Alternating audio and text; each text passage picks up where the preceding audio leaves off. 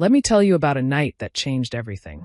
A night when the most powerful man in London learned that cruelty has a price, and a struggling young woman discovered that courage can open doors she never imagined existed. This story begins at a place called the Golden Terrace, a fancy restaurant sitting on the top floor of a glass building in the heart of London. This wasn't just any restaurant. It was the kind of place where millionaires came to show off their wealth, where a single bottle of wine could cost more than most people earn in a month. The carpet was thick and red, the chandeliers sparkled like diamonds, and through the massive windows, you could see all of London stretched out below like a kingdom. For most people, the Golden Terrace was a fantasy. But for 23-year-old Emma Walsh, it was just a place where she worked 12-hour shifts trying not to collapse from exhaustion. Emma wasn't supposed to be here. Just 2 years ago, she had been studying at university, working toward her dream of becoming a language teacher. She loved languages the way some people love music. She could speak 7 of them fluently, and she spent her free time learning the old, forgotten dialects that most people had never even heard of. She had a gift, everyone said so. A brilliant future ahead of her. But life doesn't always care about your dreams. When her mother got sick, really sick, with an illness that required expensive treatment the insurance wouldn't cover, Emma had to make a choice. She could finish her degree and watch her mother die, or she could drop out and work every hour possible to pay the medical bills. It wasn't really a choice at all. So now, instead of teaching languages to eager students, she was carrying heavy trays and smiling politely at rich people who barely looked at her face. Her feet ached constantly. Her back hurt. But every paycheck meant another month of treatment for her mother, another month of hope. On this particular evening, the restaurant was busier than usual. Every table was full of expensive suits and designer dresses, all of them talking too loudly, laughing too much, competing to see who could spend the most money. And at the center of it all, like a king holding court, sat David Sterling. David Sterling was the kind of man who believed the world existed to serve him. At 37 years old, he ran Sterling Investments, one of the biggest financial companies in London. He was handsome in a cold way, with perfectly styled hair and a smile that never reached his eyes. He wore a suit that cost £5,000, and he made sure everyone knew it. Tonight, he was surrounded by a group of younger businessmen who laughed at every joke he made, even the ones that weren't funny. They were afraid of him, really. David controlled millions of pounds, and he could make or break careers with a single phone call. So they sat there, drinking his expensive champagne and pretending to enjoy his company. Emma tried to stay invisible as she refilled their glasses. But staying invisible around men like David was impossible. "Careful there, sweetheart," David said without looking at her, waving his hand dismissively as she poured his wine. "That bottle costs more than you make in a year. Don't spill it." His friends laughed. Emma's face burned with shame, but she said nothing. She couldn't afford to say anything. She had bills to pay, medicine to buy. So she just nodded politely and stepped back into the shadows, swallowing her pride like bitter medicine. The manager, a nervous man named Gerald Thompson, watched from across the room. Gerald was the kind of person who was terrified of everyone, especially the wealthy customers. He lived in constant fear of complaints, bad reviews, anything that might cost him his job. He treated the rich guests like royalty and the staff like dirt. It was 8:30 in the evening when the elevator doors opened, and everything changed. An old man stepped out into the restaurant. The room didn't go silent out of respect. It went silent out of confusion, maybe even disgust. The old man looked completely out of place. He wore a heavy gray coat that had clearly seen better days. The fabric was worn thin at the elbows, and the buttons were mismatched. He walked with a wooden cane, limping badly, each step looking painful. His face was weathered and deeply lined, his gray beard untrimmed and scraggly. He looked like someone who had spent too many nights sleeping rough, someone who had been forgotten by the world. But his eyes were different. They were sharp and clear, a striking pale gray color like winter frost. They looked at the room with an intelligence that didn't match his appearance. Gerald practically ran across the dining room, his face red with panic. Sir," Gerald whispered urgently, stepping in front of the old man. "I'm sorry, but I think you've made a mistake. This is a private establishment. The shelter is about 3 streets down if you turn left." The old man didn't respond. He didn't even look at Gerald. He just looked past him, toward a small table by the window. Table 7. Emma had worked here for 2 years, and she had never once seen anyone sit at that table. It was always empty, always reserved, though no one ever seemed to know why. The old man tried to walk around Gerald. "Now listen here," Gerald said, his voice getting louder, drawing attention from the nearby tables. "You cannot be in here. You're disturbing our guests. I'm going to have to ask you to leave immediately." David Sterling turned around in his chair, a cruel smile spreading across his face. He loved drama, especially when it made him feel superior. "What's going on, Gerald?" David called out loudly. "Are we running a charity kitchen now? Is this some new policy I wasn't informed about?" The table erupted in laughter. Gerald's face turned even redder. "I'm handling it, Mr. Sterling. Security is on the way." The old man stopped walking. He looked at Gerald, then at David. He opened his mouth as if to speak, but nothing came out. His jaw moved, his throat worked, but there was only silence. He touched his throat with 2 fingers and shook his head slowly. "Oh, this is perfect," David announced, standing up with his wine glass. "He's mute." A homeless mute wandered into the Golden Terrace. "This is the most entertainment I've had all week." Emma watched from behind the service counter, her heart pounding. Something about this didn't feel right. Yes, the old man looked poor, but there was something about the way he carried himself, something dignified despite his appearance. And that coat, even though it was old and worn, the fabric looked like it had once been very expensive. 2 security guards appeared from the back hallway. They were big men, the kind hired to intimidate rather than protect. They moved toward the old man, reaching for his arms. And that's when Emma did something that surprised even herself. "Wait!" she called out, stepping forward from behind the counter. Gerald spun around, his eyes bulging. "Emma, get back to your station. Now!" "He has a reservation," Emma said, her voice shaking but determined. Everyone stared at her. "What are you talking about?" Gerald hissed. "Table 7, Emma said, thinking fast. "The permanent booking. I saw it in the system this morning. The silent guest.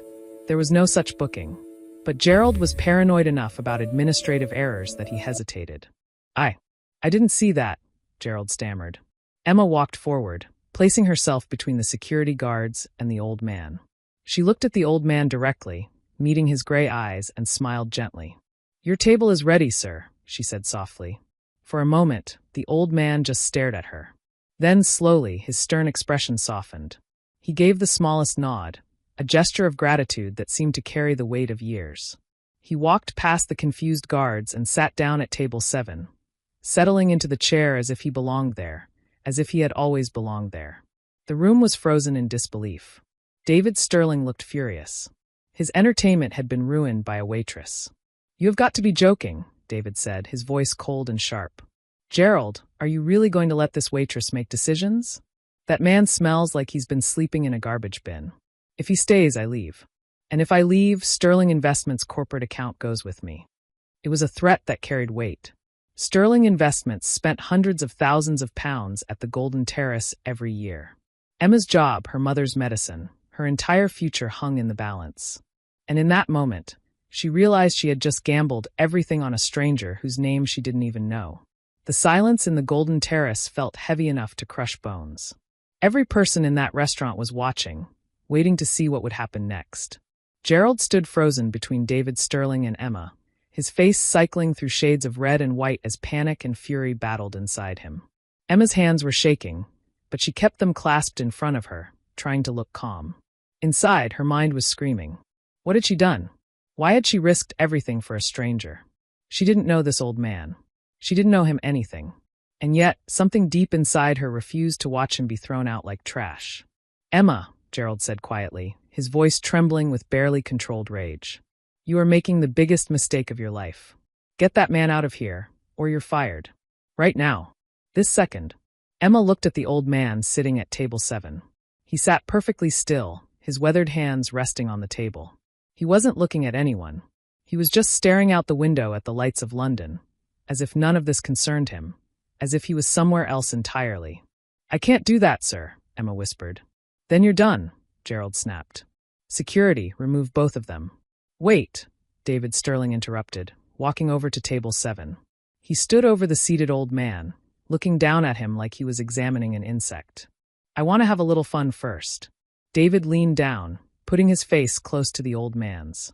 "Can you hear me, Grandpa? Or are you deaf as well as mute?" The old man slowly turned his head and looked up at David. His expression didn't change. He simply looked at David with those pale gray eyes, calm and unreadable. "I bet you don't have a single penny to your name," David said, grinning. He reached into his pocket and pulled out a crisp 50-pound note. He crumpled it into a ball and tossed it at the old man. It hit his chest and fell into his lap. "There," David said. "Take it. Go buy yourself a sandwich and get out of my restaurant." The old man picked up the crumpled note. He smoothed it out carefully on the table, his movements slow and deliberate. Then he reached into his coat pocket and pulled out a pen. It was an old silver pen, tarnished but elegant. He wrote something on the note and slid it back across the table toward David. David snatched it up and read it aloud. "Not enough." The room burst into laughter. "Not enough," David repeated, turning to his friends. "The beggar has standards. He wants more money." He turned back to Emma, his eyes glittering with malicious pleasure. "You know what? Since you know this gentleman so well, since you're so eager to defend him, you can take his order. But here's the deal. If he can't pay his bill at the end of the night, I'm calling the police. They'll arrest both of you for theft. Does that sound fair?" Gerald nodded eagerly. "Very fair, Mr. Sterling. Very fair indeed." Emma felt ice in her stomach. The cheapest item on the menu was £40. She had £23 in her bank account. If this old man couldn't pay, she was going to jail, and her mother would die alone in a hospital bed waiting for medicine that would never come. But she had already made her choice. She couldn't back down now. "Deal," Emma said quietly. She walked to table 7, pulling out her notepad. Her hands were trembling so badly she could barely hold the pen. "Sir," she said softly, "may I take your order?" The old man looked up at her. He tapped the menu but didn't open it. Then he reached for his silver pen and the napkin on the table. He wrote a single word in shaky handwriting. "Salida." Emma stared at the word. It looked Spanish, but it wasn't quite right. The spelling was wrong. And then it hit her. It wasn't Spanish. It was Basque, the ancient language spoken in the mountains between Spain and France, one of the oldest languages in Europe. But why would a homeless man in London be writing in Basque? The old man wrote another word beneath it. Ardo Goria. Red wine. He was asking for steak and red wine in an ancient dialect that most people didn't even know existed. Emma's mind raced. She had studied Basque in university, fascinated by its uniqueness, its isolation from all other language families. She had spent a semester learning its complex grammar and unusual sounds. David Sterling was reading over her shoulder. What is that gibberish? Did he just have a stroke on the napkin? Emma ignored him. She leaned close to the old man and spoke quietly in Basque, hoping she remembered the pronunciation correctly. "Salida eta ardo goria nahi duzu?" she asked. "Do you want steak and red wine?" The reaction was instant and shocking. The old man's eyes went wide. His mouth opened in a silent gasp. His hand shot out and grabbed Emma's wrist, not violently, but desperately, like a drowning man grabbing a lifeline. Tears filled his eyes and spilled down his weathered cheeks. "Buy," he rasped, the single word forcing its way out of his damaged throat. "Buy Mercedes." "Yes, please." Emma felt her own eyes sting with tears. This wasn't a homeless man. This was someone who had been lost, forgotten, silenced, and she had just given him back his voice. She straightened up, feeling a strange new strength flowing through her body. "He'll have the ribeye steak," Emma announced clearly. "Medium rare. And a bottle of the 2015 Rioja Reserve." David's face twisted with confusion and anger. "What was that language? What did you just speak?" "His language," Emma said coldly. "Something you wouldn't understand, Mr. Sterling. It requires respect for other cultures." David's face turned purple. "You little—" "I'm taking his order," Emma interrupted, her voice firm. "As per our agreement." She walked to the kitchen, her head held high, leaving David fuming behind her.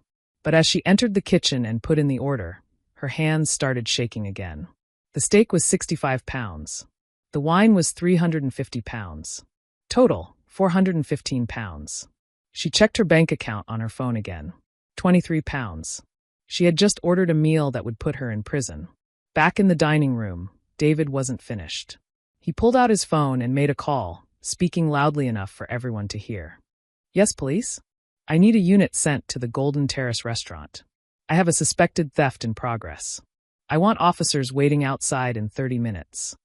The old man watched David make the call. He didn't look worried. Instead, he reached into his coat pocket and pulled out something small and heavy. He placed it on the table with a soft thunk.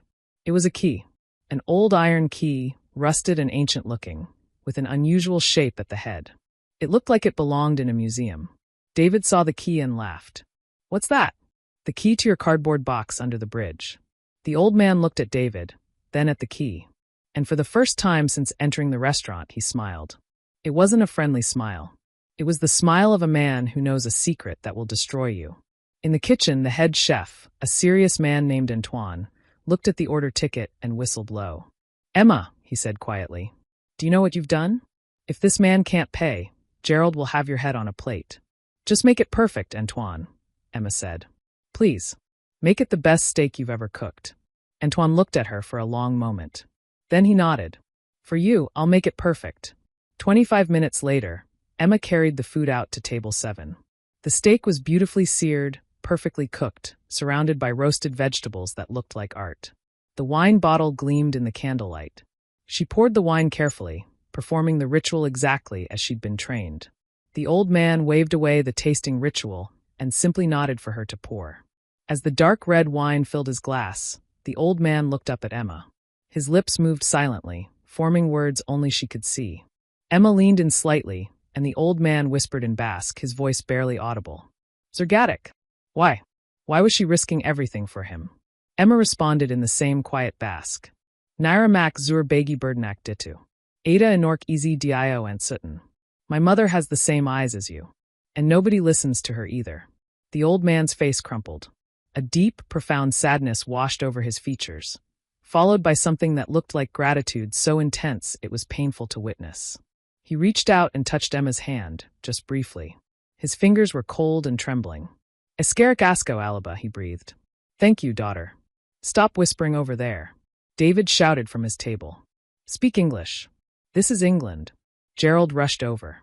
"Emma, step away from the guest. You're fraternizing." "I'm explaining the wine pairing," Emma lied smoothly. "He doesn't even know what wine is," David spat.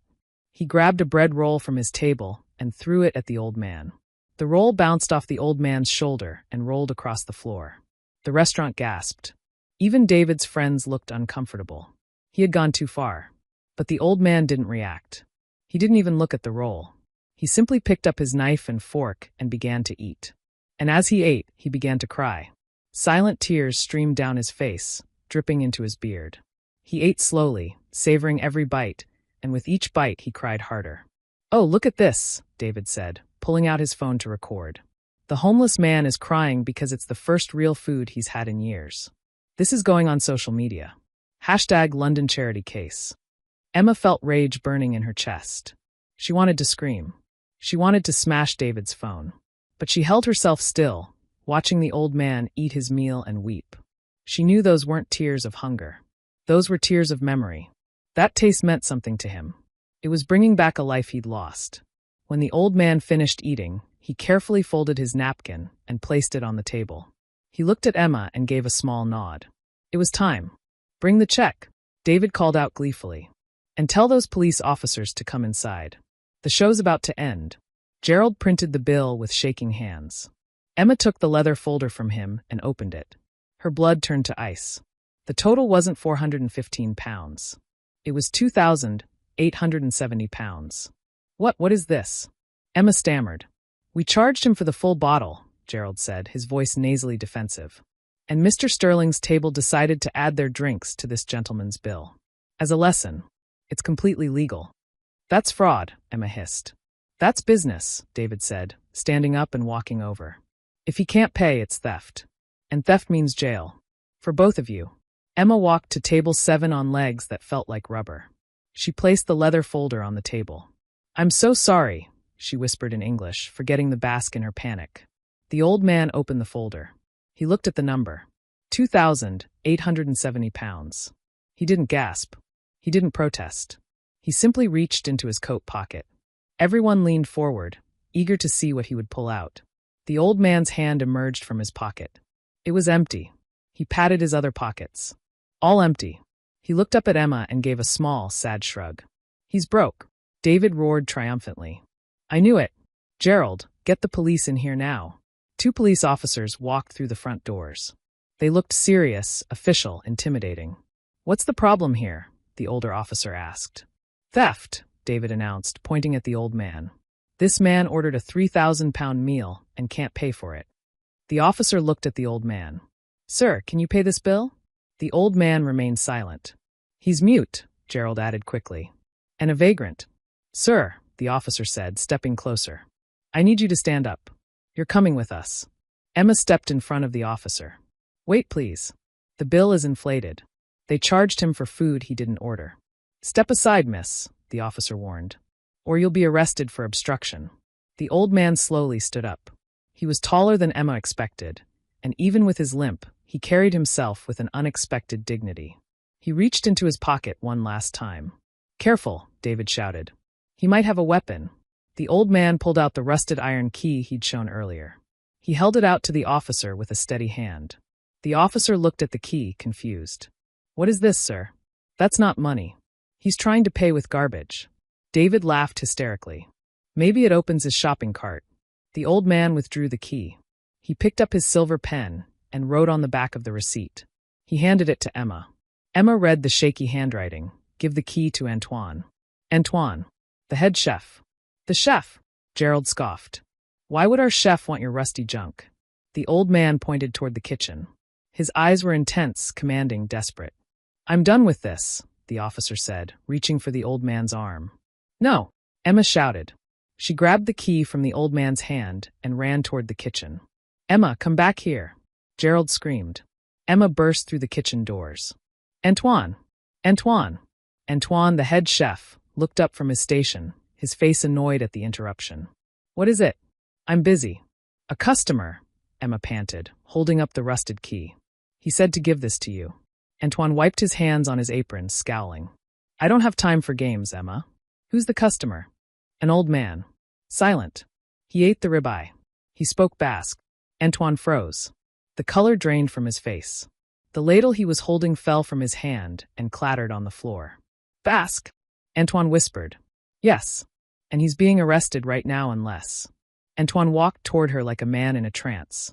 He took the key from her hand, staring at it as if it were made of gold. Where is he? Antoine demanded, his voice shaking. Dining room. The police are. Antoine didn't wait. He stormed toward the dining room doors, still wearing his stained chef's apron, looking like a man possessed. Back in the dining room, the officer had handcuffed the old man. David was filming everything on his phone, narrating with cruel glee. Justice served at the Golden Terrace. Keep London clean, ladies and gentlemen. The kitchen doors exploded open. Take those handcuffs off him. Antoine's voice boomed through the restaurant like thunder. Everyone turned. Antoine marched across the dining room, his face a mask of fury and disbelief. What are you doing? Gerald stammered. Antoine, get back in the kitchen. Antoine shoved Gerald aside hard enough to send him stumbling. He walked straight to the police officer and the handcuffed old man. Take them off, Antoine growled. Now, who are you? The officer demanded. I am the man who runs this kitchen, Antoine said. And you are arresting the wrong person. He turned to the old man. And then Antoine, the proud French chef who never bowed to anyone, lowered himself into a deep, reverent bow. Monsieur Blackwood, Antoine said, his voice trembling with emotion. Je ne savais pas. I didn't know. I thought you were dead. The room went completely silent. David lowered his phone slowly. Blackwood, he said, his voice uncertain for the first time all night. Antoine held up the rusted key for everyone to see. This key, Antoine announced, his voice carrying to every corner of the restaurant, opens the private wine cellar. Not the one we use. The original cellar in the foundation of this building. A cellar that was sealed 30 years ago. He turned to the police officer. You are making a terrible mistake. You are arresting Thomas Blackwood, the man who built this entire building and half the buildings in this city. A murmur ran through the restaurant. The name sounded familiar, like a legend from a history book. Blackwood. David laughed nervously. Blackwood died in the 90s. He was some recluse who disappeared. This is just a homeless guy who looks like him. Antoine ignored David. He looked at the old man with tears in his eyes. Monsieur, Antoine said. The steak. Was it correct? The old man, Thomas Blackwood, looked at Antoine. He nodded slowly. Then he looked pointedly at his handcuffed wrists. Antoine turned to the officer, his face dark with fury. Take them off now. Or I swear, You will regret this for the rest of your career." The officer hesitated, looking at the key, then at the old man's commanding presence despite his ragged appearance. Something in the room had shifted. The power had moved. He unlocked the handcuffs. Thomas rubbed his wrists slowly. He reached for his pen and paper. He wrote something and handed it to Antoine. Antoine read it, and his eyes went wide. He looked at David Sterling, then at Gerald, then at Emma. "What does it say?" David demanded. "Does it say he's sorry?" Antoine looked up, and a dark smile formed on his face. "No," Antoine said. "It says, I would like to buy the building." David snorted. "With what money?" He couldn't pay for dinner. Antoine turned the paper over. On the back was a phone number. "He doesn't need money," Antoine said quietly. "He already owns it. He's calling the board meeting now." And that's when the elevator doors opened again. The elevator doors slid open with a soft chime that somehow sounded louder than it should have in the deathly silent restaurant. 3 men in dark suits stepped out, moving with the kind of practiced efficiency that suggested military training or executive protection. But it was the 4th person who made everyone in the Golden Terrace stop breathing. The mayor of London. Richard Hayes was a man known for keeping his composure under pressure. He'd survived political scandals, economic crises, and constant media scrutiny without breaking a sweat. But as he stood in the doorway of the Golden Terrace, looking at the old man in the worn gray coat, his face drained of all color. David Sterling, completely oblivious to the shift in power that had just occurred, smoothed his expensive suit jacket and stepped forward with his most confident smile.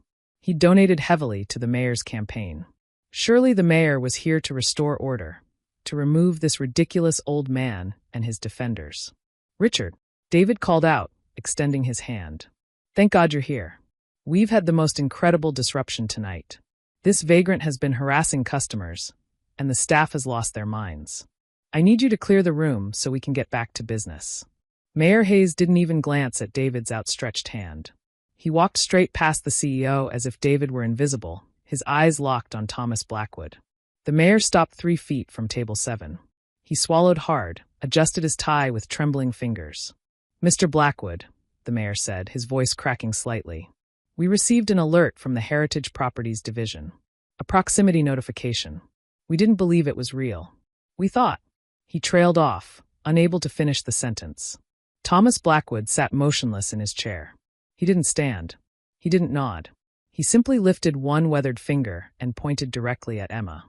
Mayor Hayes turned, looking confused at Emma standing in her server's uniform, holding a dirty rag, looking completely out of place in this moment. "Who is she?" the mayor asked carefully.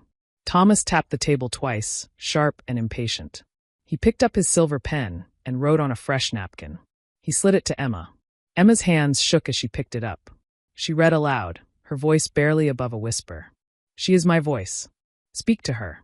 If you speak to me directly again, I will withdraw my backing from the Thames Gateway project." The room gasped collectively.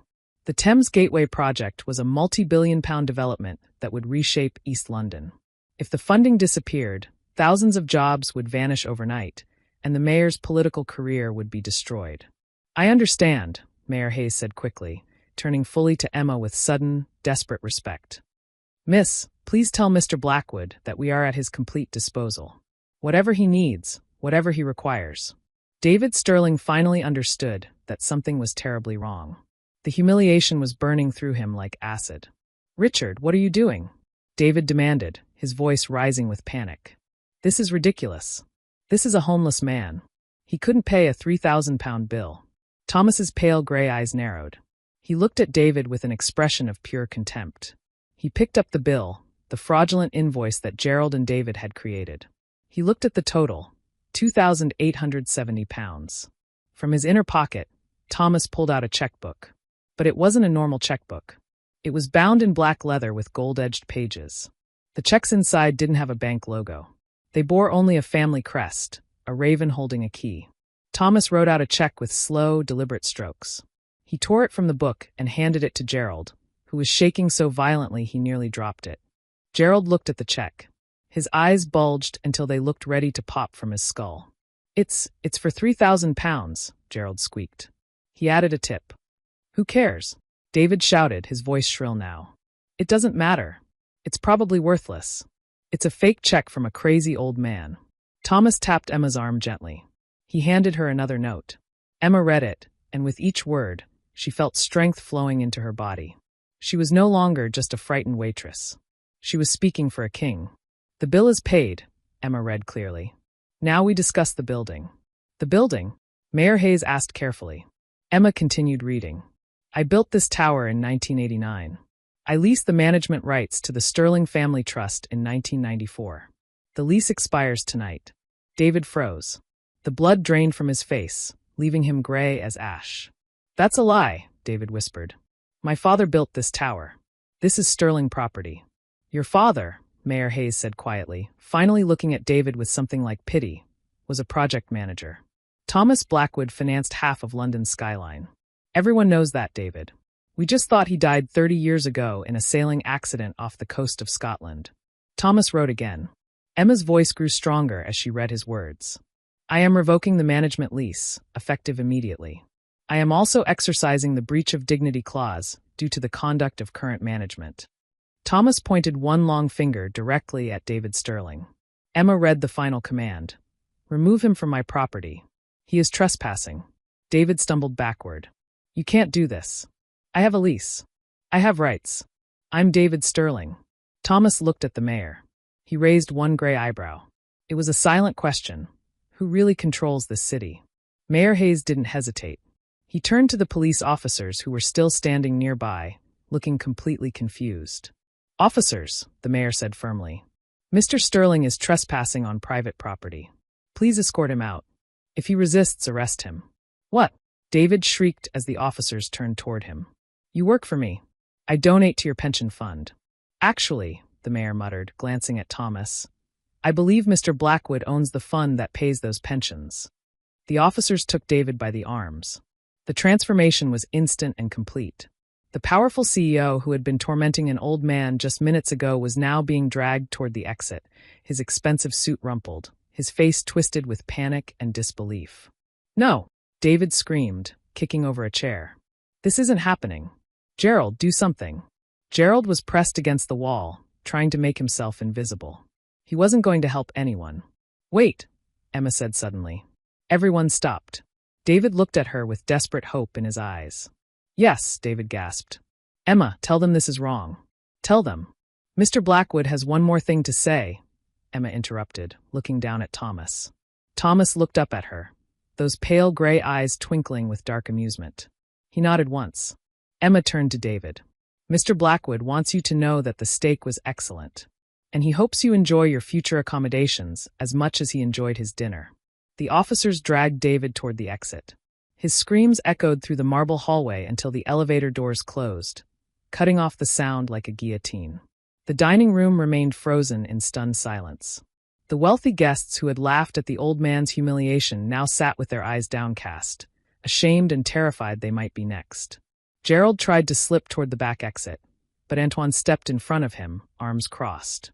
"Not so fast," Antoine said coldly. Thomas picked up his pen again. He wrote slowly, deliberately, and handed the note to Mayor Hayes. The mayor read it and closed his eyes. "I understand, Mr. Blackwood. Effective immediately." He turned to Gerald. "Mr. Thompson, the health and safety executive, will be conducting a full inspection of this establishment tomorrow morning at 8 o'clock. I suggest you have your records in order." Gerald's legs gave out. He collapsed into a chair, his face buried in his hands. His career was over.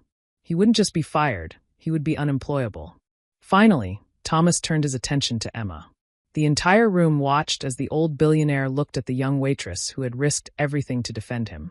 He studied her carefully, noting her worn shoes, her tired eyes, the strength that had emerged when she needed it most.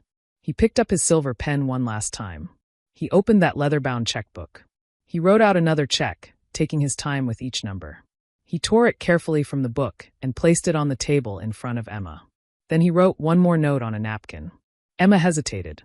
She didn't want his money. She hadn't defended him for a reward. She'd done it because it was right, because no one deserved to be treated like garbage, because she saw in his lonely eyes something that reminded her of her own mother. "I can't take this," Emma whispered. Thomas tapped the table firmly. He pointed to the note. "Read it." Emma picked up the napkin with shaking hands. She read it aloud, her voice cracking. "This is not charity. This is your salary. My salary? Emma looked at the check. Her breath caught in her throat. It was for £150,000. I need someone who understands that dignity matters more than money. Emma read from the next line Thomas had written. Someone who knows languages but speaks the most important one, humanity. I need a personal assistant for the Blackwood Foundation. The position includes full medical coverage for immediate family, including specialized treatment. Emma's eyes filled with tears. He knew. Somehow, he had known about her mother. Maybe he'd heard her desperate phone calls during her breaks in the back alley. Maybe he'd seen it in her eyes. But he knew, and he was offering her not just money but hope. I don't know what to say, Emma managed. Thomas smiled, a genuine warm smile that transformed his weathered face. He wrote one final note. Say yes, and then let's order dessert. Emma laughed through her tears.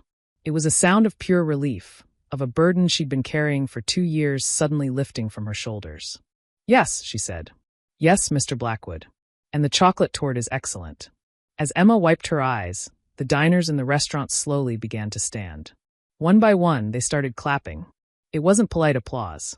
It was thunderous, heartfelt, and it grew louder with each second. They weren't clapping for the billionaire. They were clapping for the waitress who had stood between cruelty and dignity, who had risked her future to protect a stranger's humanity, who had reminded them all that wealth and power mean nothing without compassion. Emma stood in the center of that applause, tears streaming down her face, holding a check that would save her mother's life, knowing that her entire world had just changed. And Thomas Blackwood sat at table 7, the table that had waited 30 years for his return, eating chocolate torte and smiling like a man who had finally come home. 6 weeks passed after that night at the Golden Terrace, and London didn't forget. How could it? The story spread like wildfire through social media, news channels, and word of mouth. The silent billionaire and the brave waitress became headline news. Everyone wanted to know what happened next. What happened next was justice, the kind that unfolds slowly but completely, like dominoes falling in a perfect line. David Sterling's world collapsed in stages, and each stage was more devastating than the last. 3 days after being thrown out of the Golden Terrace, David woke up to find his bank accounts frozen. Thomas Blackwood had called in every loan, every investment, every financial thread that connected Sterling Investments to the Blackwood fortune. And there were many threads, far more than David had ever realized. It turned out that David hadn't built his empire. He'd been borrowing someone else's foundation and claiming it as his own. Within a week, the regulatory investigation began. When authorities dug into Sterling Investments' books, they found layers of fraud, embezzlement, Ponzi schemes, pension funds that had been raided and replaced with worthless paper. David hadn't just been arrogant, he'd been criminal. The newspapers showed pictures of David being led from his penthouse in handcuffs, photographers' cameras flashing like lightning. His expensive suits were gone, replaced by a gray prison uniform. His confident smirk had been replaced by the hollow-eyed stare of a man who'd lost everything. The trial lasted 3 months. The verdict took 3 hours. Guilty on 17 counts of fraud. David Sterling was sentenced to 8 years in prison. His assets were seized to pay back the people he'd stolen from. His name, once associated with power and success, became synonymous with greed and downfall. Gerald Thompson, the cowardly manager, didn't go to prison, but his fate wasn't much better. The health inspection that Mayor Hayes ordered uncovered dozens of violations. The restaurant was shut down for 2 weeks. When it reopened under new management, Gerald wasn't invited back. Emma heard he was working at a coffee shop now, making minimum wage, living in a tiny flat in the suburbs. She didn't feel joy at his misery. She just felt sad that some people only learn lessons when it's too late. But Emma's story? That was different. Emma moved into a small office in Blackwood Tower, a beautiful building in central London with windows that overlooked the Thames. Her title was personal assistant to the chairman, but really, she was much more than that. She became Thomas's voice, yes, but she also became his partner in rebuilding the foundation he'd abandoned 30 years ago. Thomas Blackwood, it turned out, hadn't been homeless. He'd been hiding. One evening, about a month after that fateful night, Thomas invited Emma to dinner at a quiet restaurant. Nothing fancy, just good food and honest conversation. He brought his tablet and typed out his story, the words appearing on the screen for Emma to read. 30 years ago, the words said, I lost my wife to cancer. She died in my arms in a hospital that I'd donated millions to, and still they couldn't save her. I was so angry. Angry at the world, at medicine, at God, at myself. I had all this money, all this power, and none of it mattered. I couldn't save the one person I loved most. Emma read with tears in her eyes, understanding that pain too well. So I left, the words continued. I walked away from everything. I wanted to disappear, to see what the world looked like when no one knew who I was. I wanted to know if anyone would show me kindness when I had nothing to offer. For 30 years, I wandered. I slept in shelters. I ate at soup kitchens. I met people society had forgotten, people who were invisible. And what I learned was this: the world is cruel to those who can't fight back. Most people only show kindness when there's something to gain. But then I met you. Emma looked up from the tablet to find Thomas watching her, his pale gray eyes soft. You had everything to lose and nothing to gain, the words continued. And you defended me anyway. That's when I knew it was time to come back. Not to punish people, though some deserved punishment, but to fix what I'd abandoned. Emma wiped her eyes. What happened to your voice? She asked gently. Thomas smiled sadly and typed. A stroke about 10 years ago. It damaged the part of my brain that controls speech. I can make sounds, but not words. Ironic, isn't it? A man who spent his life talking, buying, commanding, reduced to silence. But silence taught me to listen. And listening taught me who people really are. In the weeks that followed, Emma discovered what it meant to work for Thomas Blackwood. It wasn't glamorous in the way she'd imagined wealth might be. Thomas lived simply. He wore nice clothes now, but not showy ones. He ate good food, but never wasted it. He gave away money, enormous amounts of money, but always carefully, always to places where it would matter. The Blackwood Foundation became focused on 3 things: medical care for people who couldn't afford treatment, education for students who had to drop out due to family emergencies, and dignity programs for the homeless and forgotten. Everyone deserves to eat at the table, Thomas typed one day. Not just the crumbs. The table. Emma helped him rebuild relationships with charities, hospitals, and universities. She translated his typed words into speeches, emails, and presentations. But more than that, she became his advocate, his fierce protector, the person who made sure that no one ever treated him as less than human again.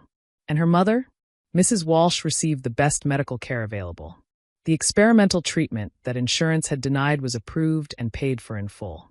3 months after Emma started working for Thomas, her mother's cancer went into remission. Emma would never forget the day she took her mother to meet Thomas. Mrs. Walsh, thin but recovering, walked into Thomas's office with tears in her eyes. Thomas stood when she entered, showing respect. Mrs. Walsh crossed the room and took his weathered hands in hers. "Thank you," she whispered. "Thank you for saving my daughter and giving me time to watch her grow." Thomas smiled and typed on his tablet. "Your daughter saved me first." Emma's salary meant she could afford a proper flat now, something with 2 bedrooms so her mother could live with her. It had big windows and warm light, and on Sunday mornings they would cook breakfast together, grateful for time they'd almost lost. But Emma never forgot where she'd come from. Once a week, she volunteered at a community kitchen, serving meals to people who reminded her of Thomas in his gray coat. She treated every person with respect, with dignity, learning their names, asking about their lives. Because she understood now what Thomas had been teaching her. Everyone has a story, and everyone deserves to be heard. One evening, about 2 months after everything changed, Emma was working late in the office when Thomas came in with his tablet. "Come with me," he typed. "I want to show you something." They took the elevator down, deeper than Emma had ever gone in the building. They went past the parking garage, past the maintenance level, down to what looked like a forgotten basement. Thomas pulled out that old iron key, the same one he'd shown her at the restaurant. He unlocked a heavy wooden door that looked like it hadn't been opened in decades. Behind the door was a wine cellar, but not just any wine cellar. It was a cathedral of wine. Rows and rows of bottles covered in dust, each one priceless, each one a memory from another lifetime. Thomas walked slowly through the rows, running his fingers along the dusty bottles. He stopped at one section, pulled out a bottle, and showed it to Emma. The label was handwritten, Wedding Day 1962. He put it back carefully and pulled out another, Rebecca's birthday, 1975. Rebecca, his wife. These weren't just bottles. They were moments, frozen in glass and time. Thomas turned to Emma with tears in his eyes. He typed slowly. "I sealed this room when Rebecca died. I couldn't bear to open another bottle without her. Every wine here is connected to a memory of our life together. I thought those memories would hurt forever. But tonight, I'd like to open one. With you. Because you taught me that new memories can be just as beautiful as old ones. Emma felt her throat tighten. I'd be honored. Thomas selected a bottle from 1985. The label read, "The Tower Opens." They went back upstairs to his private dining room. Thomas opened the bottle with reverent care, poured 2 glasses, and raised his. Emma raised hers. "To second chances," Emma said softly. Thomas smiled and nodded. They drank, and the wine was perfect, complex and rich with age, tasting of time and memory and hope. As they sat there in comfortable silence, Emma realized something profound. She'd started this journey thinking she was saving a helpless old man. But really, they'd saved each other. She'd given him back his faith in humanity. He'd given her back her future. And neither of them would ever be alone again. 1 year had passed since that extraordinary night at the Golden Terrace, and London had changed. Not dramatically, not in ways everyone could see, but in small, important ways that rippled out like stones thrown into still water. On this particular morning, Emma Walsh stood at the window of her office in Blackwood Tower, watching the sunrise paint the Thames in shades of gold and pink. She wore a professional navy dress, her hair pulled back neatly, looking every bit the executive she'd become. But she still kept a framed photo on her desk, her old server's apron, preserved under glass with a small plaque that read, "Never forget where you started." Her phone buzzed with a reminder, board meeting, 9 a.m. Emma took a deep breath. Today was important. Today was the day they would announce the biggest project of the Blackwood Foundation's revival. She gathered her papers and headed to the conference room. Thomas was already there, dressed in a simple but elegant suit, his silver hair neatly trimmed, his beard shaped and groomed. He looked like what he was, a gentleman of the old world, dignified and powerful. But his eyes, those pale gray eyes, were still kind. Around the table sat the board members, charity directors, hospital administrators, university chancellors, and one person Emma was particularly happy to see. Her mother, Mrs. Walsh, who had been appointed to the board as an advocate for patient rights. Mrs. Walsh was healthy now, her color good, her eyes bright. She gave Emma an encouraging smile. "Good morning, everyone," Emma began, standing at the head of the table. "Thank you for coming. Mr. Blackwood has asked me to present our proposal for the London Dignity Initiative." She clicked the presentation remote, and the screen behind her lit up with an image. A building, beautiful and modern, with wide windows and welcoming doors. "For the past year, we've been quietly working on something revolutionary," Emma continued. "We've purchased a building in East London, and we're converting it into the city's first true dignity center. It will provide free medical care, job training, language classes, and temporary housing for people experiencing homelessness or poverty." Murmurs of approval went around the table. "But here's what makes it different," Emma said, her voice growing stronger. "Everyone who walks through those doors will be treated like a guest at a 5-star hotel. No judgment, no humiliation, no treating people like they're less than human because they're struggling." She clicked to the next slide, showing architectural drawings of a beautiful dining room. There will be a restaurant inside, staffed by professional chefs, serving restaurant-quality food to anyone who needs it. Because everyone deserves to eat at the table, not just survive on scraps. Thomas was smiling, his eyes glistening with emotion. "The centerpiece," Emma continued, "will be called the Table of Languages. We'll have staff who speak dozens of languages, because sometimes the greatest gift you can give someone is understanding them in their own tongue." She paused, looking around the room. "This project will cost £40 million over the next 5 years. Mr. Blackwood has committed $20 million. We're here today to ask if you'll help us raise the rest." The room erupted in enthusiastic discussion. Questions flew, commitments were made, and within an hour, they'd secured pledges for £35 million. The project was going to happen. As the meeting ended and board members filed out, Thomas gestured for Emma to stay. When they were alone, he pulled out his tablet. "There's something else," he typed. "Something personal." Emma sat down, curious. "I've been thinking about legacy," the words continued. "About what happens when I'm gone. I'm 87 years old, Emma. I won't live forever." "Don't talk like that," Emma said quickly. Thomas smiled gently. "It's not sad. It's realistic. And I want you to know what I've decided." He opened a leather folder and slid it across the table to Emma. She opened it, scanning the legal documents inside. Her eyes widened as she understood what she was reading. "This is my will," Thomas typed. "Everything. The foundation, the properties, the investments, the wine cellar. All of it goes to you. You are my heir. Emma's hands started shaking. Thomas, I can't. This is billions of pounds. You're just the woman who stood between cruelty and an old man when you had everything to lose, Thomas typed firmly. You're just the person who gave me my dignity back. You're just the daughter I never had. Emma's eyes filled with tears. I don't want your money, she whispered. I just want you to stay. Thomas reached across the table and took her hand. He squeezed it gently. I'm not going anywhere yet, he typed with his free hand. We have too much work to do. But when the time comes, I need to know the foundation is in hands I trust. Hands that will remember what it felt like to struggle, to be invisible, to be dismissed. I promise, Emma said through her tears. I promise I'll never forget. Thomas smiled. Good. Now stop crying. We have a ribbon-cutting ceremony to plan. 3 months later, the London Dignity Initiative opened its doors. The ceremony was held on a bright autumn morning. A crowd gathered outside the beautiful new building. Politicians, celebrities, community leaders, and most importantly, the people who would actually use the center. Men and women experiencing homelessness, families struggling to make ends meet, refugees trying to build new lives. Emma stood at the podium, looking out at the diverse crowd. Thomas sat in a chair beside her, too tired to stand for long periods anymore, but his eyes bright with pride. A year and a half ago, Emma began, her voice carrying across the crowd, I was a waitress barely making ends meet. I was invisible to most people. Just part of the furniture, someone to bring food and take away dirty plates. She paused, letting the words sink in. One night, an old man walked into my restaurant. He was dressed in rags, couldn't speak, and everyone wanted him gone. They laughed at him. They threw food at him. They treated him like garbage. The crowd was silent, listening intently. I defended him, not because I knew who he was, but because I knew how it felt to be invisible. And that decision changed my entire life. She looked down at Thomas, who was smiling up at her. That old man taught me something crucial. Every person you meet is fighting a battle you know nothing about.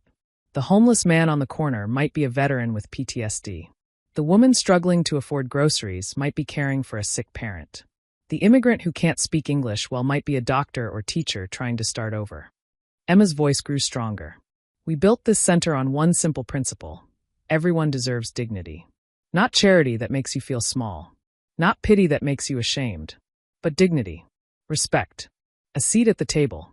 The crowd began to applaud. So today, we open these doors to everyone who needs them. Come as you are. Speak your language. Tell your story. You matter. You are seen. You are welcome. Emma cut the ribbon, and the doors opened. The first person to walk through was an elderly woman with a cane, dressed in layers of mismatched clothing. She stopped just inside the doorway, looking around at the beautiful space. The clean floors, the comfortable chairs, the smell of fresh food cooking, the staff members smiling and welcoming her warmly. She started to cry. A staff member, trained by Emma herself, approached gently. Welcome. Would you like some tea? Or perhaps something to eat? The woman nodded, unable to speak. Right this way, the staff member said, offering her arm. We have fresh soup today and homemade bread. As Emma watched the woman being treated with kindness and respect, she felt Thomas's hand squeeze hers. He held up his tablet. Rebecca would have loved this. Emma squeezed back. I wish I could have met her. You remind me of her, Thomas typed. Strong. Compassionate. Stubborn in the best way. The rest of the day was a blur of activity. Tours, interviews, and hundreds of people coming through the doors.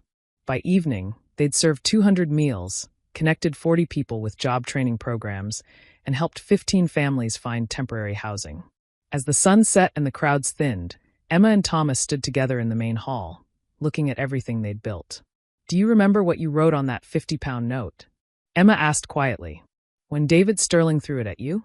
Thomas nodded, a small smile playing at his lips. You wrote not enough, Emma continued. At the time, everyone thought you meant you wanted more money. But that wasn't it, was it? Thomas shook his head. He typed slowly. I meant that money alone is never enough. Dignity costs nothing. Respect costs nothing. Kindness costs nothing. That's what people really need. Emma felt tears prick her eyes again. You've changed so many lives, Thomas. We've changed lives, Thomas corrected, typing firmly. You and me. Together. As they stood there in the gathering darkness, Emma thought about the journey that had brought them here. From a terrified waitress to the head of a foundation that would help thousands of people. From a silent, lonely old man to a philanthropist who'd rediscovered his purpose. Neither of them had been looking for redemption that night at the Golden Terrace. But they'd found it anyway in each other. 3 years later, Thomas Blackwood passed away peacefully in his sleep at the age of 90. He died in his own bed, surrounded by friends, with Emma holding his hand. His funeral was attended by thousands, business leaders, politicians, charity workers, and hundreds of ordinary people whose lives he'd touched. But the eulogy wasn't given by a politician or CEO. It was given by a woman who'd once been homeless, who'd eaten her first meal at the London Dignity Initiative, who'd gotten back on her feet with the center's help, and who now worked there as a counselor helping others do the same. "Mr. Blackwood saved my life," she said simply. "Not with money, though that helped, but by treating me like I mattered, like I was worth saving." He looked at me and saw a person, not a problem. She paused, her voice breaking.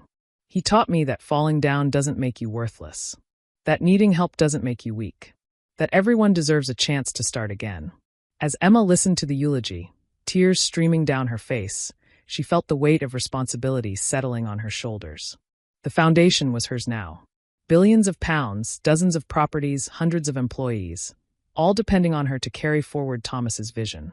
It should have felt overwhelming. Instead, it felt right, because she understood something now that she hadn't understood 3 years ago. Wealth wasn't measured in money.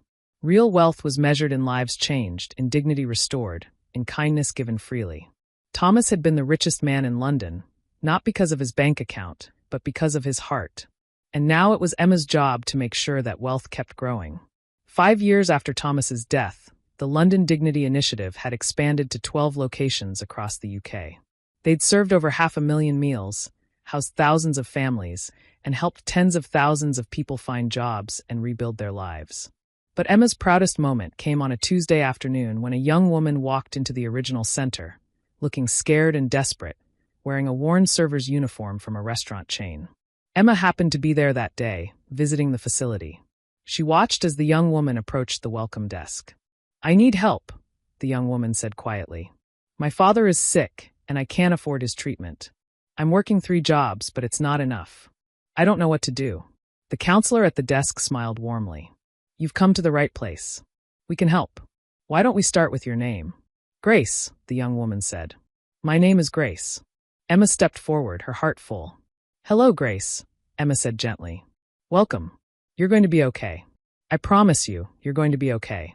Because Emma knew, deep in her soul, that this was why Thomas had chosen her. Not because she was the smartest or the most qualified, but because she remembered what it felt like to be Grace, desperate and scared, not knowing where to turn. She remembered being invisible. And she had dedicated her life to making sure no one else had to feel that way. As Emma sat with Grace, listening to her story, making plans to help her father, she thought about Thomas and that fateful night at the Golden Terrace. She thought about how one act of kindness had changed everything. And she smiled, knowing that the legacy would continue, one person at a time, one moment of dignity at a time, forever. Because in the end, we're all just one bad day away from needing help. We're all one tragedy away from being the person in the worn coat, looking for kindness in a cruel world. The only question is, when that moment comes for someone near you, what will you choose? Will you look away? Or will you be the person who steps forward and says, "You matter. You are seen. You are welcome at the table"? Emma chose the second option, and it made all the difference. Remember, the person serving your coffee, cleaning your office, or sitting silently in the corner might be fighting battles you know nothing about.